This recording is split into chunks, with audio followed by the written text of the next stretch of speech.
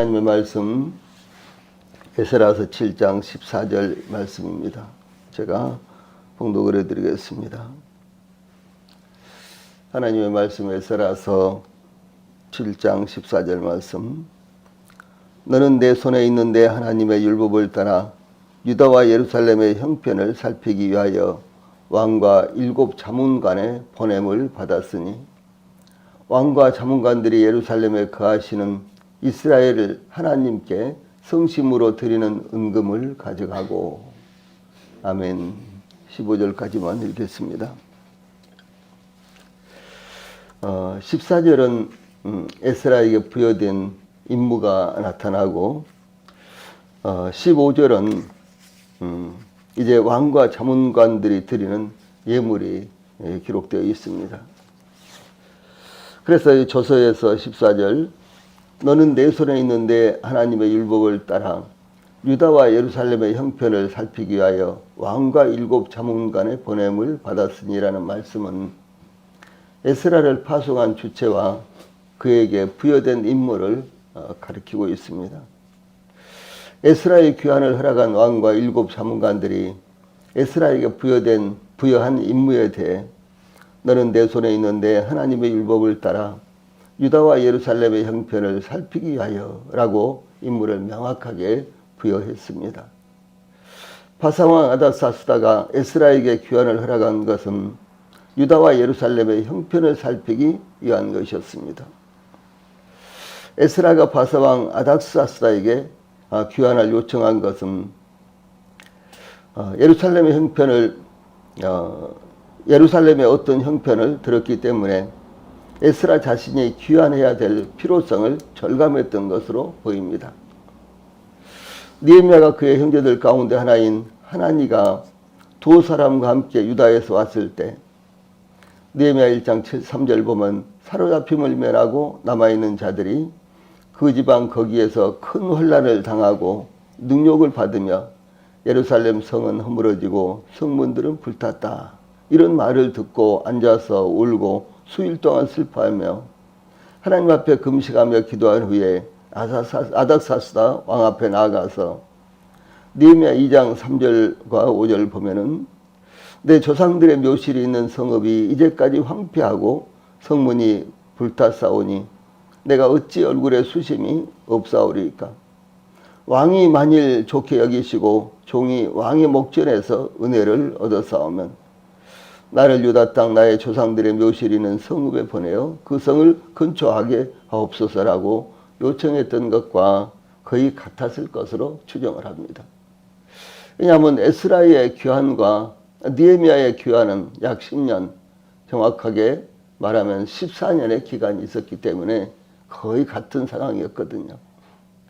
그래서 이런 상황을 에스라가 알고 있었기 때문에 그래서 귀환한 백성들을 율법으로 가르쳐서 이제 백성들이 먼저 성결한 삶을 살게 하고 그리고 계속해서 주변에 있는 이민족들이 예루살렘 성전을 넘보고 있었기 때문에 그것을 막기 위한 이와 같은 영적인 준비를 하기 위한 것이 바로 에스라의 책무였습니다. 에스라는 귀환한 백성들이 유다와 예루살렘에서 잘못된 관행이 나타나고 있는지 혹은 율법을 지키고 있는지의 여부를 살펴야 할 필요성을 갖게 되었다라고 하는 것입니다. 바사 왕궁에서도 귀환한 유다 백성들이 하나님의 율법을 바르게 지킴으로 안정된 삶을 유지하는 것이 바람직했습니다. 왜냐하면 바사나 이제 그 앞에 아수르 또 바벨론, 바사, 헬라, 로마 이런 제국들은 광대한 영토를 갖고 있었고 아주 다양한 이민족들이 여러 민족들이 이제 각각의 이제 국가를 형성하고 있었습니다. 이런 여러 국가들을 그들은 통합을 해서 정복하고 이제 그들을 지배하고 통치하고 있었기 때문에 제국의 어떤 한쪽에서 소란이 벌어지면은 안 됐던 것입니다. 그 당시에는 군사를 이끌고 뭐 한 달씩 혹은 몇 달씩 원정을 가야 되는 그런 이제 일이 발생하기 때문에 가능한 한 제국 내에서 모든 제국 내에서 소란스러운 일이 없이 이제 왕의 통치를 받아들이고 그리고 정상적으로 세금을 납부하고 그리고 이제 정상적으로 또 군인들을 착출하고 이런 일들이 원활하게 이루어진다면은 무슨 종교를 믿든지 그것은 아무런 문제가 되지 않았습니다. 이것이 바로 바벨론과 바사와 그리고 헬라 심지어 로마까지도 이것이 그들의 정책이었습니다. 그러니까 이 종교의 자유를 그들이 제국에서 허락한 것은 그들로서도 통치하기 위한 어쩔 수 없는 방편이었던 것입니다. 예, 그래서 이제 그 당시 바사가 관할하는 피정복민들의 반란이 빈번하게 일어났기 때문에 제국이 불안정하게 되는 것을 원치 않았던 때문이었습니다. 그러므로 애굽에 인접한 유다가 정세의 불안정으로 인해서 애굽의 영향권 안에 들어가는 것보다 안정적으로 평화가 정착되는 것이 바사 왕실에서는 유익이 되었던 것입니다. 유다의 마지막 왕들을 살펴보면요. 요시야 왕 이후에 이제 친바벨론 정책을 편 왕이 있었는가 하면은 친애굽 정책을 편 왕이 있었는데 그런데 거의 대체적으로 친애굽 정책을 폈습니다. 그 이유는 애굽이 훨씬 가까웠기 때문에 그래서 친애굽 정책을 편 것입니다. 그래서 이제 바사 이후에는 이제 헬라가 등장을 하죠. 그래서 헬라는 어떻게 해서든지 애굽을 정복하려고 한 거예요. 그 이유가 거기에 있었습니다. 왜냐하면 이 중간에 그러니까 바사와 애굽 그 중간에 있는 민족들이 이제 그 바사에 붙었다. 그리고 바사의 통치를 받았다. 아니면 잠시 또 잠깐 후면은 또 애굽의 통치를 받았다. 이렇게 왔다 갔다 했기 때문에 이것이 굉장한 불안정한 요소가 됐다는 사실이죠. 예, 그래서 이와 같이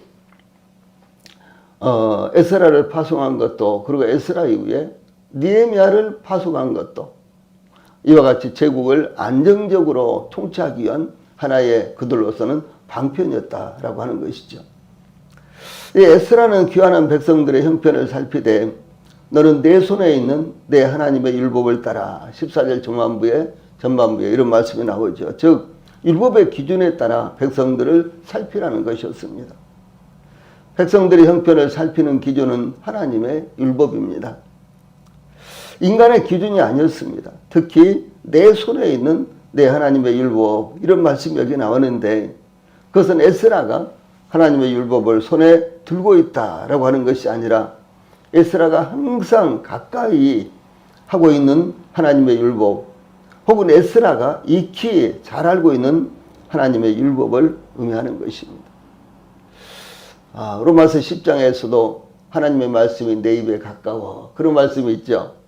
예, 그것은 우리가 하나님의 말씀을 아주 가까이 접근할 수 있는 이와 같은 상황을 말씀하고 있는 것입니다. 특히 바사 왕실의 명령이나 법에 의해서 살피라는 것이 아니라 하나님의 율법을 따라서 백성들을 살피라라고 하는 대제국이었던 바사의 법도 하나님의 율법보다는 효과적이지 못하다는 것을 바사 왕실에서도 인정하고 있는 것입니다.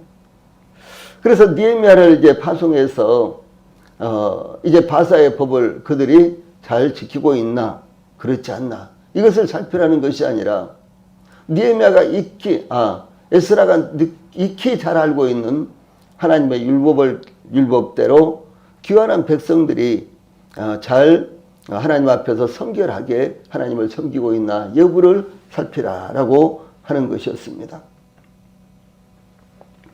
이와 같이 오늘날도 사람을 판단하는 기준은 세상적인 기준이 되어서는 안 되는 것입니다. 세상에는 어떻습니까? 얼마나 많이 갖고 있는가? 얼마나 권세가 있는가? 얼마나 이제 배경이 있는가?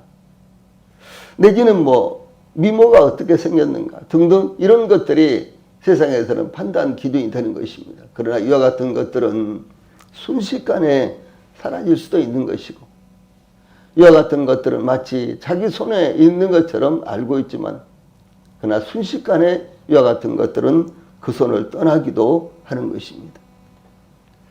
그 기준은 언제든지 그래서 바뀔 수 있으며 인간의 기준으로 판단할 수밖에 없는 것들이기 때문에 이것은 의미도 없는 것입니다. 또한 바사 왕실의 법도 하나님의 법을 따라갈 만큼 효과적이지도 못한다라고 하는 것입니다. 그러므로 하나님의 말씀을 따라서 판단해야 하는 것입니다.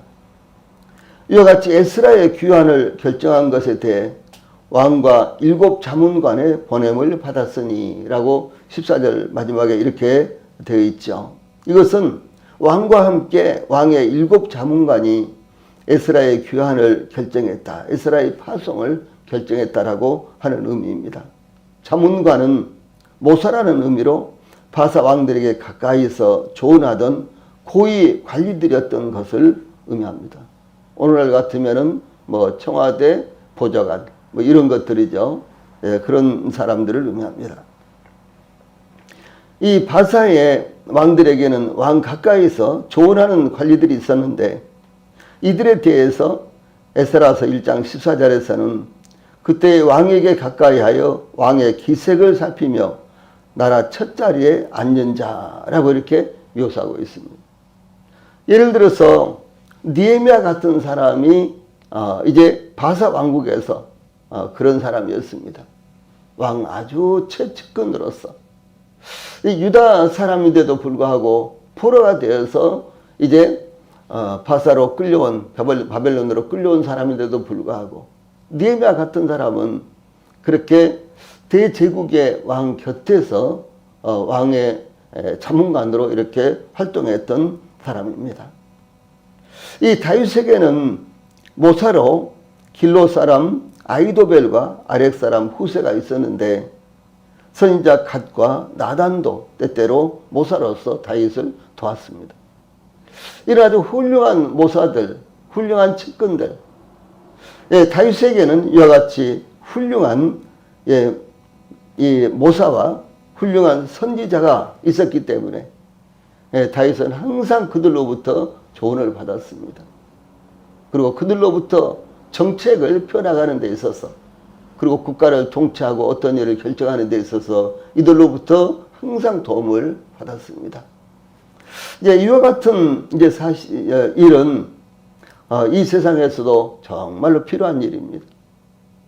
왕에게도 해임이 될 각오를 하고 한 대 얻어맞을 각오를 하고 왕에게 쓴소리를 이 국가의 수반에게 대통령에게 아니면 총리에게 쓴소리를 할 수 있는 사람이 반드시 있어야 되는 것입니다. 그런 사람이 없으면은 이것은 굉장히 어려운 일입니다.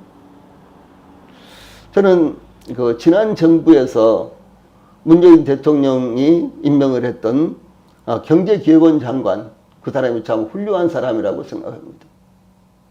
이 사람은 이제 청와대에서라든가 국회에서 강력하게 요구하면은 자기는 절대로 허락할 수 없다라고 하면서 그렇다면 나는 이 자리에 떠나겠다라고 강력하게 그렇게 말했습니다.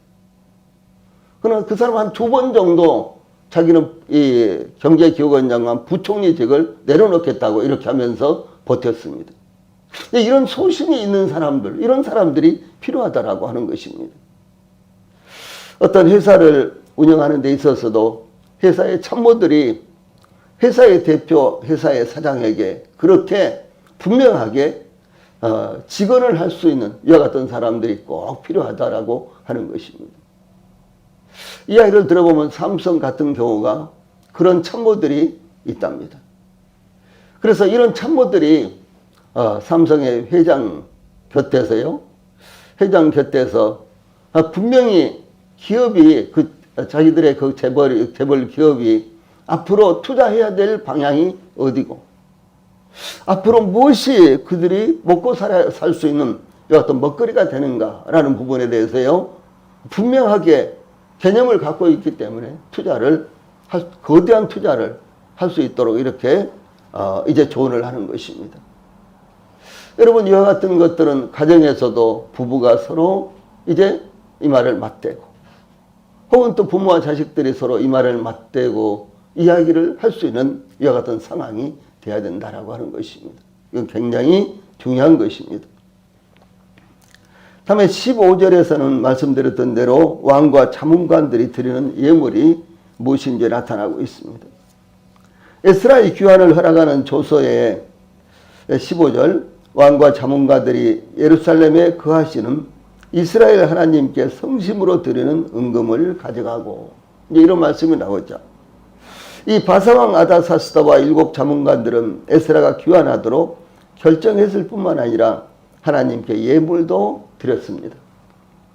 에스라가 귀환한 이스라엘의 지도자로서 귀환할 수 있도록 선처한 것도 에스라에게는 감격스러운 일이었는데, 예물까지 준 것은 더욱 감격스러운 일이었던 것입니다. 특히 왕과 자문관들이 예물을 드린 것은 예루살렘에 거하시는 이스라엘의 하나님께 드린 것이었습니다. 예루살렘에 거하시는 이스라엘 하나님, 이건 예루살렘의 하나님과 동의어로 사용된 말씀입니다. 이와 같은 용어는 포로가 되어 끌려갔던 유대인들이 매일 일상적으로 사용하는 표현이었습니다. 그 배경이 하나님의 참된 집이 위치해 있는 예루살렘을 의미합니다.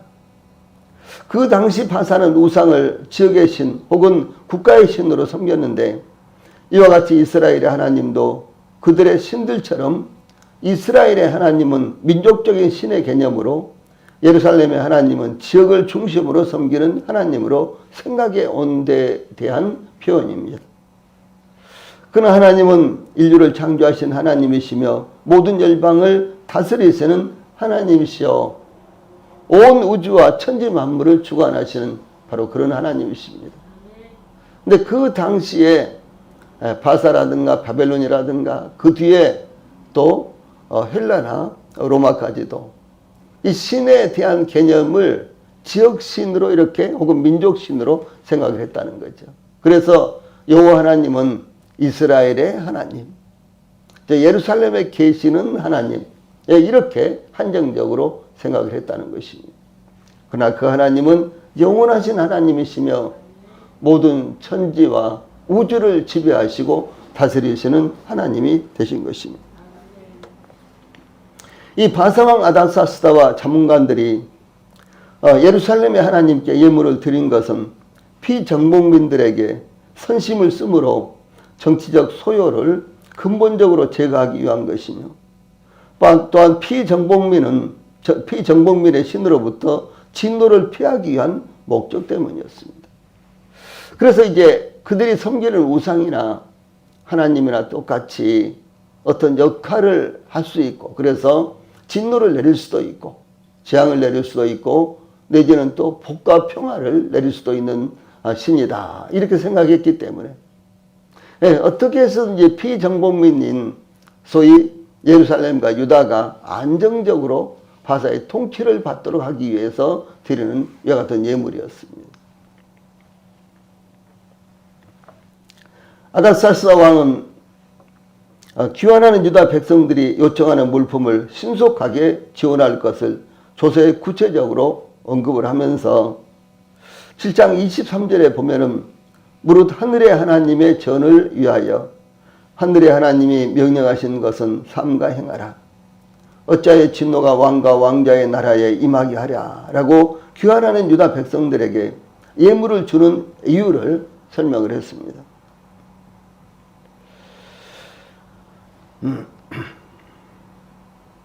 그래서 이 하늘의 하나님의 진노를 막기 위해서 이제 귀환하는 에스라에게 왕도 그리고 모사들도 함께 예물을 드려서 예루살렘에 있는 하나님께 제사를 드리도록 이렇게 했다라고 하는 것이죠. 이것은 하늘의 하나님의 진노를 막기 위해서였습니다. 아닥사스다 왕이 귀환하는 유다 백성들을 세심하게 돕는 이와 같은 정책은 그들로서는 왕궁의 안정을 위한 것이었습니다. 사실 하나님의 영광을 위한 것이나 유다 백성들을 위한 것이 아니라 왕궁의 안정을 위한 것, 나라가 평안하게 통치되는 이와 같은 것을 위해서 이렇게 한 것이었습니다. 이와 같은 이제 신에 대한 개념은 과거 우리나라도 기독교가 들어오기 전에 뭐 지금도 동일하게 기독교를 믿지 않는 사람들은 이렇게 그들의 신을 섬기는 것입니다.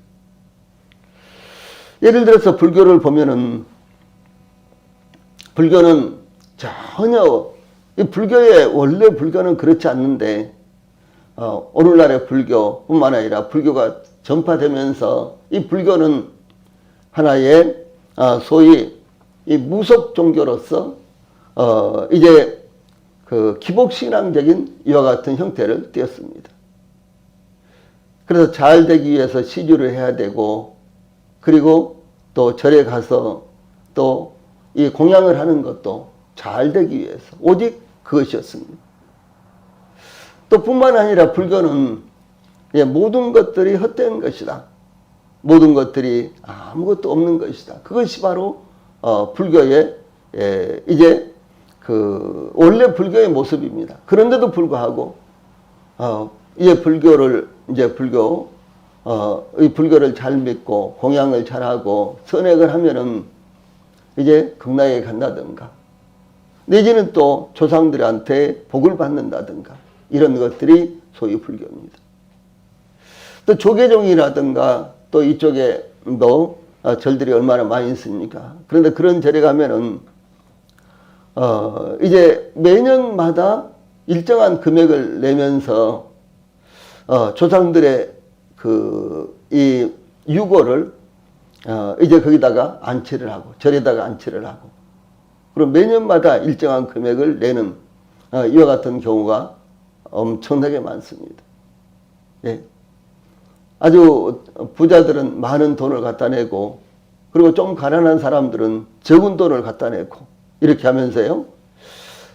그 매장지를 소위 불교 그 절로 삼는 이와 같은 사례들이 엄청나게 많습니다. 이와 같은 것은 우리나라의 전통적으로 전해 내려오는 민간신앙 혹은 무속신앙으로부터 비롯된 것입니다.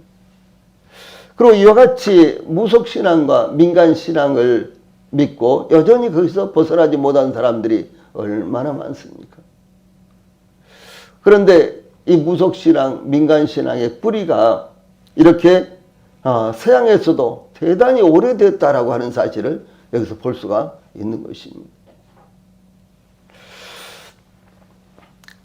지금 우리가 살펴보고 있는 이 내용은 이 역사적으로는 BC 500년대에 있었던 일입니다. BC 500년에 그러니까 BC 5세기경에 있었던 일입니다. 그런데 그때에도 이와 같이 뿌리 깊은 민간신앙, 무속신앙이 자리 잡고 있었다라고 하는 사실입니다.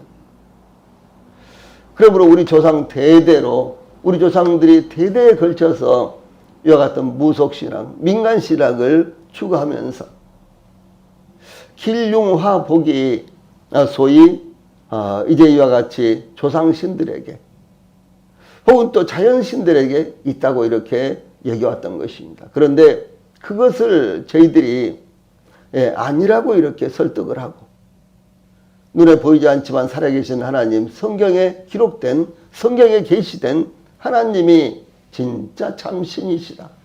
진짜 참 하나님이시다. 이렇게 저희들이 전하고 그것을 받아들이게 하는 것은 정말 저희들의 힘으로는 불가능한 것입니다. 저희들은 어떻게 이렇게 영원하신 하나님, 성경의 하나님을 받아들이게 되었는지 참 기적입니다. 그리고 정말 신비스럽습니다. 예, 최근에도 몇몇의 상당히 이름 있는 연예인들이 속세를 떠나서 불교에 귀의했다라고 하는 이와 같은 뉴스가 나왔습니다. 네. 한 30년 전에도 검사들, 판사들, 서울대 출신 법대생들 몇몇이 한꺼번에 속세를 떠나서 불교로 들어갔다, 절로 들어갔다라고 하는 내용이 굉장히 크게 뉴스화되었습니다. 그들이 이 세상은 헛된 것이다. 아무리 살아봐도 발버둥 쳐도 무엇을 이루어도 그건 아무런 의미도 없는 것이다. 이것을 아는 것은 얼마나 놀라운 것입니까? 그런데 그들이 그것을 발견하고 찾아가는 것이 절이라는 것이죠. 예. 얼마나 참 안타깝습니까? 그것을 아는 것도, 그것을 실제로 느끼는 것도요, 대단히 중요한 것인데, 그 문제를 해결하기 위해서 영원하신 하나님, 살아계신 하나님, 우리 인류를 창조하시고 인류에 대해서 계획을 가지고 계시는 그 하나님을 찾는 것이 아니라 아무것도 없다고 스스로 이야기를 하는 그 부처 앞으로 가는 것이 얼마나 안타까운 일이냐라고 하는 사실입니다. 여기에 바로 저희들이 이 생명의 복음을 크게 외치고 정확하게 증거해야 될 필요가 있다라고 하는 사실입니다. 우리 성도님들, 하나님께서 특별히 또 저희들에게 이와 같이 단 하루지만은 일일 전도 축제를 열게 하셨습니다. 마음 같아서는 1년 내내 복음을 전하고 싶습니다. 네, 정말 그런 마음이 많습니다. 이 찰스 핀이나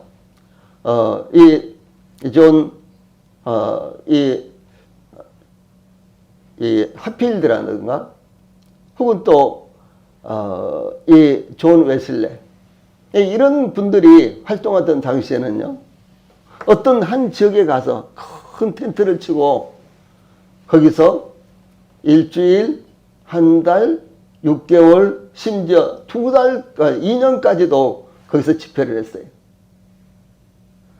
예, 그래서 그 집회의 결과가 그 지역이 대부분 다 술 마시고 이 불황인들로 이 판을 치는 그와 같은 거리들인데, 결국은 그 집회 결과에 술집들이 저녁만 되면요 일찍이 문을 닫고, 예, 모두 다 그 복음 텐트 안으로 들어와서요 복음을 듣고 예수님을 믿어서 그 도시가 완전히 변화되는 이런 역사가 여러 번 일어났습니다.